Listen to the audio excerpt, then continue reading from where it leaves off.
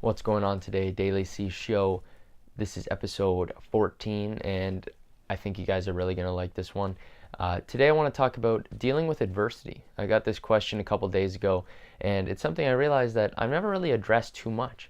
And I think I've went through a fair amount of adversity in my career, and I think that you guys will really benefit from learning my two main strategies that I use that have helped me in the past, but mainly that I wish I had have understood a little better in the past that would have helped me just absolutely cruise through. But again, they did help me, and that is why I'm here today, and that is why I'm going to go very far in my hockey career and in my life in general. So thanks for watching, guys. Can't wait for you to check this episode out.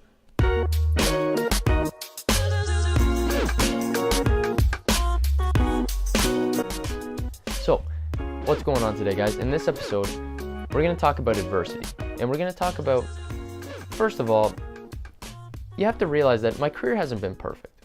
Obviously, I think I'm at a very high skill level now, but it's taken a long time, it's taken a lot of work, and it's taken a lot of road bumps along the way. And it has not been exactly how I planned it, but it is definitely going to end up how I planned it at the end, playing in the NHL. So, the way things have went is that pretty much throughout my minor career, I think things went pretty well. I mean, I didn't get exactly the playing time I want. I was kind of a third line guy most of the way through.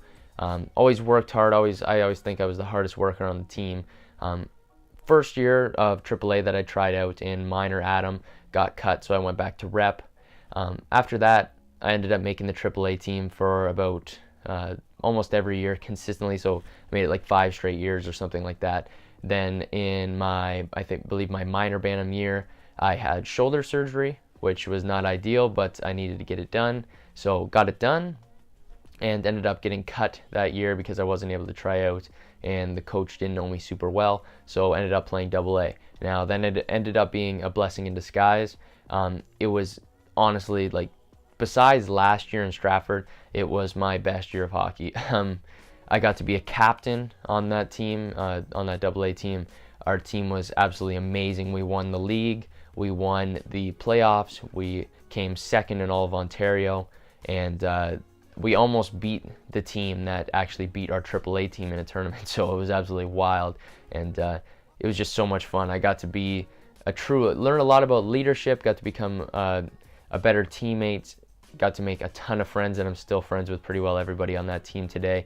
And it was just an absolutely amazing experience, one that I would not trade for the world. So the big thing to realize there is to realize that not everything that goes wrong or not as planned is a bad situation. I think things are meant to happen the way they do, and I think it's your job to take advantage of them and realize the positive out of all of those situations. Now, as my career went on, if you've ever read my article on 519 Sports, it's an athlete story. I explain this all in detail, but so after the fact, I roll into AAA in minor midget. I didn't get drafted. I was a small guy. I was only 126 pounds or something like that season. Very skinny guy. I think I was 5'7" at the time. I think I'm about 5'10" now. So definitely, if you're in minor midget, you still got room to grow. I'm sitting at 5'10", about 170 now. Before, I was sitting at 5'7", 126. So a lot of things can happen over the course of your junior career. Keep in mind, it all comes from hard work and putting in the time. Height is one thing that you can't guarantee. I'd like to be about 6 foot, but you know what? I'm 5'10", and I'm going to take advantage of that by being as quick as I possibly can and leverage that. Now, career went on. I ended up playing Junior C for my first year, my 16-year-old year. Made some huge improvements there. Then 17, I went to Guelph, Junior B, where again, things were great. Sadly, the coach ended up having to leave. He was kind of the main reason I went there, so things didn't work out perfectly. Then I ended up in Cambridge the following year, Junior B again. Had a great year there. Team didn't do exactly as well as we hoped, but still made huge improvements, learned a lot that year, and just grew as a player. I didn't execute to the level I wish that I had of. Not wish, that I wanted to. I think that's a good thing to discuss, is that never look back in the past and say, like, I wish I could have done that. It's more, I wanted to do this and it didn't happen. That's okay. Now I'm going to figure out how I'm going to execute now. So moving forward, my 19-year-old year, which was my last year, ended up in Stratford. Ended up being an assistant captain on a brand new team, which was absolutely amazing. Great organization, great group of coaches, pretty well just all the way through. Teammates, unbelievable. The guys were awesome. If any of you guys are watching right now, I appreciate everything that we did last year. You guys, I made a lot of great friends. You guys are all, I would consider, my family, and it was definitely a special year. So yeah, I just grateful. So what I brought you up to this story with, also, maybe I should mention that the previous year I had hip surgery before the season, so most of my off season didn't go exactly as you would plan, because recovering from hip surgery, couldn't do much training until the last couple months. Then as the season was rolling on, I think I was top 15 in scoring last year, and then I broke my wrist. Broke it pretty bad at the time. It was like clean break. Missed about 15 games, couple months, and so dropped from 15th in points in all of junior B to quite a ways down. So it wasn't the ideal scenario, but at the same time, still ended up with a solid turnout. Ended up with 40 points in 36 games. So happy with that. I would have liked to do a little better, but again, it doesn't matter. We're past that now. Now we're going to light up next season. So two things. Here's the two tools that I basically use to deal with all this stuff, the adversity and when things don't go perfectly.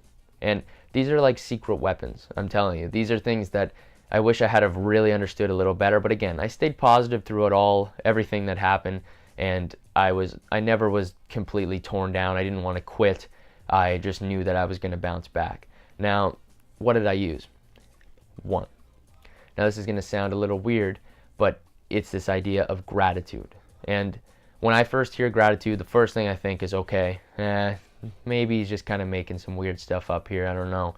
But what gratitude is, and what you have to realize, is that it's the ability to see what you can appreciate out of any situation. Now, when I had to get hip surgery, most people would look at that as a very negative situation, but I was grateful for the fact that when I was off, I had a chance to really master my mental game. So I learned a lot of visualization techniques, and I studied the game an absolute ton. And it basically brought me to a point where I feel like I understand the game 2-3 times more than I did before. So it was absolutely crazy. I think I understood the game well before, but now it's just beyond how much I ever realized. And it was, again, just a blessing in disguise. So you have to realize that you have to be so grateful for these chances to, again, you don't want adversity. You want the straight path. You want to get exactly where you want. But when things don't go exactly as planned, you have to realize there's always that opportunity to say, you know what, I'm grateful because I'm going to improve something that I otherwise wouldn't have had time for. So I took advantage of that. I took advantage of work. I was able to get an online job where I work for Train 2.0, and I do a lot of different tasks for the company. So been definitely awesome that I got to do that. It's literally like living my dream. I believe in everything that Train 2.0 is about, and I respect the crap out of Jason Yee, and I appreciate all the opportunities, everything he's taught me, and it gave me the opportunity to learn a ton that way. So again, be grateful. When I broke my wrist, I took that time to really learn just I got closer to my teammates. I started watching our team a lot more and learning how to break down systems. I really took a coaching perspective there, and I realized that I think I have a passion for wanting to coach after my career. So again, just grateful that I had that opportunity to really come to that realization fully and really solidify that concept for me.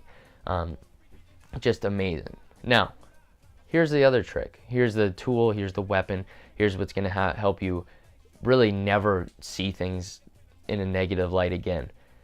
Adversity is going to be something that you don't want, but something that is never going to affect you negatively. And the second thing is the long-term view. Looking at the long-term game is the key to everything. Because think about it this way. When you're in a game, and if you think that that game is the only thing that matters ever, if you lose that game, you're probably going to look at it as a very negative situation, which is understandable, right? But when you start to look at things and realize that there's so much more to the game, to your career than just that one game. So you need to start thinking, you know what, there's pressure on this game, and work hard and be in the moment, be present, but do not let a moment be the representation of a career or a lifetime. You have so much time left in your life to experience so much and to work hard and to continue and to improve. For my career, I'm sitting at 20 right now. I think that by the time I'm 30, I have no reason not to be a top level NHL skill. And whether that means that I'm in the NHL dominating that, or whether I'm dominating another pro league, that will come in time. But I know that I can get to that level, and that's the key. That's the thing you need to keep in mind. It's a long-term game. I have 10 years to make this work, and I know I can do it. I'm setting up my financial income. I'm going to be getting a degree somewhere, definitely Division I, so I'm going to find a way to do that. And when that happens, it's all going to come together. It's going to give me the opportunity to make money the way I want to while playing hockey every single day, and that is the key. Create the system that works for you. Think in the long term and design your life around the long term, not in the short term. You want to win at the end, and you want to say at the end of your career that you did everything you could to be successful. You don't want to say you got caught up in a game, or you got caught up in a bad week or a bad month, or even a bad season, or even a bad chunk of career. For example, I was a third liner pretty well all the way through when I was younger, right?